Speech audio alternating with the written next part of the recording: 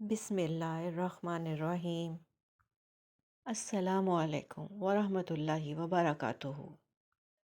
فرمان آخری نبی صلی اللہ علیہ وآلہ وسلم جو اپنے مسلمان بھائی کی پیٹھ پیچھے مدد کرتا ہے، اللہ پاک دنیا اور آخرت میں اس کی مدد فرماتا ہے۔ دوست کو دولت کی نگاہ سے مت دیکھو۔ وفا کرنے والے دوست اکثر غریب ہوتے ہیں۔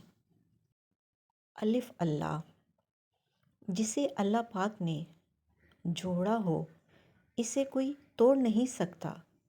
جس آنکھ نے شکر کے آنسو بہائے ہوں اسے غم زیادہ دیر رلا نہیں سکتے۔ جس دل نے اللہ پاک پر توکل کرنا سیکھ لیا ہو اسے پھر ماضی کے اندھیرے اور مستقبل کے خوف نہیں ستاتے۔ جس نے یہ مان لیا ہو اللہ پاک ہی ہنساتے ہیں، پھر اسے دنیا کے غم نہیں رلاتے۔ اللہ ہے نا، ہم انسان بہت جلد باز ہوتے ہیں۔ ہم چاہتے ہیں کہ جو مانگا ہے وہ ہمیں فوراً سے مل جائے، لیکن ہم بھول جاتے ہیں کہ اللہ نے ہر چیز کا ایک خاص وقت مقرر کر رکھا ہے۔ نہ اس وقت سے پہلے کچھ ہو سکتا ہے اور نہ اس وقت کے بعد۔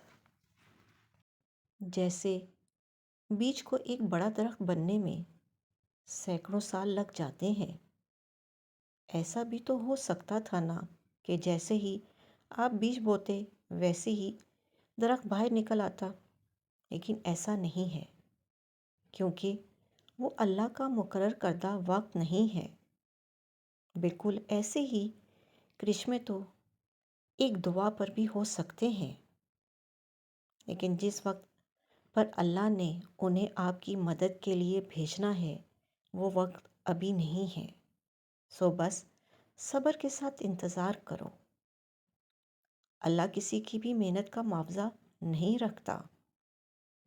یقیناً اس انتظار کے بعد آپ کو آپ کے صبر کا پورا صلہ دیا جائے گا۔ بس تو اچھی طرح صبر کرو۔ ایک بزرگ سے کسی نے پوچھا، پسند اور محبت میں کیا فرق ہے؟ بزرگ نے جواب دیا، آپ ایک پھول دیکھتے ہو اور اسے توڑ کر اپنے پاس رکھ لیتے ہو، یہ پسند ہے، اور اگر آپ اس پھول کو روزانہ پانی دیتے ہو اور اس کا خیال رکھتے ہو تو یہ محبت ہے۔ علم عمل کو پکارتا ہے، اگر عمل آ جائے تو ٹھیک، ورنہ علم چلا جاتا ہے۔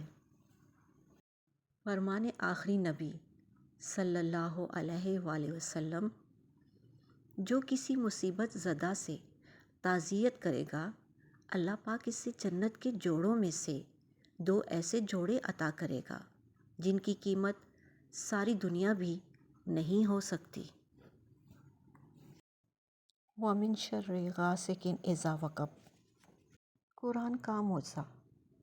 مجھے حیرت ہوئی کہ ایسا بھی کیا ہے رات میں کہ اللہ نے رات کے شر سے پناہ مانگنے کے لیے ایک پوری آیت نازل فرما دی۔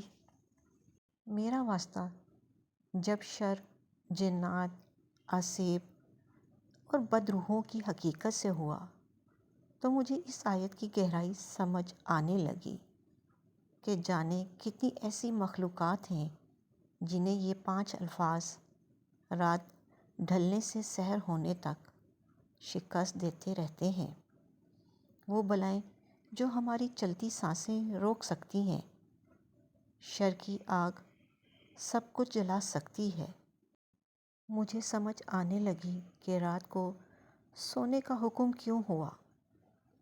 مجھ پر یہ حقیقت عیاں ہوئی کہ اگر قرآن کی صرف ایک آیت انسان کی زندگی شر سے بچا سکتی ہے تو پورا قرآن کیا کیا معجزے کرے گا۔ معجزے کب ہوتے ہیں؟ اللہ کے فیصلوں پر بھروسہ کرنا سیکھو۔ اگر کوئی پریشانی تمہیں ستا رہی ہے، دل اداس ہے یا کوئی فیصلہ مشکل لگ رہا ہے تو تو اپنے رب سے بات کرو، اسے سب بتاؤ، اس سے مشورہ کرو اور دعا مانگو۔ پھر اپنے دل سے یہ خوف نکال دو کہ کیا ہوگا یا کیا نہیں ہوگا۔ یاد رکھو، جو بھی ہوگا وہ تمہارے لیے بہترین ہوگا، کیونکہ اللہ سب سے بہتر فیصلہ کرنے والا ہے۔ اپنے تمام معاملات اللہ کے سپرد کر دینا، اسے ہی توکل کہتے ہیں۔ اور جب تمہارا توکل مضبوط ہو جاتا ہے تب ہی تمہارے لیے معجزے ہوتے ہیں۔ بس تمہیں اپنے لیے معجزوں کا انتظار کرنا ہے، لیکن مکمل یقین اور توکل کے ساتھ۔ اللہ کی محبت کے سوا ہر محبت کو زوال ہے۔ جو انسان اللہ کے علاوہ یا اللہ سے بڑھ کر کسی چیز سے محبت کرتا ہے تو اسے 3 طرح کی آزمائشوں کے کرب کا سامنا ہوتا ہے۔ جس سے وہ محبت کرتا ہے، اسے پانے سے پہلے اس انسان کو اس چیز کی کمی کے کرب کی آزمائش سے گزارا جاتا ہے۔ پھر جب وہ اس چیز کو حاصل کر لیتا ہے تو اسے اس چیز کے کھو جانے کے خوف کے کرب کی آزمائش سے گزارا جاتا ہے۔ اور پھر جب وہ آخرکار اس چیز کو کھو دیتا ہے تو اسے اس چیز کی جدائی کے کرب کی آزمائش سے گزارا جاتا ہے۔ وہ انسان جسے دنیا اللہ سے زیادہ پیاری ہو جاتی ہے، اسے ان تینوں مراحل سے گزار کر یہ سمجھایا جاتا ہے کہ اللہ کی محبت کے سوا ہر محبت کو زوال ہے۔ توبہ، وہ گناہوں سے آئے ہوئے انسان کی توبہ بھی ایسے احسن انداز میں قبول کرتا ہے جیسے کبھی گناہ ہوا ہی نہ تھا۔ اتنا شفیق اور رحیم ہے۔ وہ اپنے بندوں سے بہت محبت کرتا ہے۔ توبہ کرنے والوں اور لوٹ کر آنے والوں کو وہ دھتکارتا نہیں ہے، چاہے ان سے بڑا گناہ ہی کیوں نہ سرزد ہوا ہو۔ جھک جائیں، اس کے سامنے اپنے کیے گئے گناہوں کی معافی مانگ لیں۔ اس کے ہاں بہائے گئے ننھے آنسو کی بڑی قدر ہے۔ وہ تمہاری توبہ قبول کرے گا اور وہ تمہارے نامہ اعمال کو گناہوں سے پاک کر دے گا، انشاءاللہ، آمین۔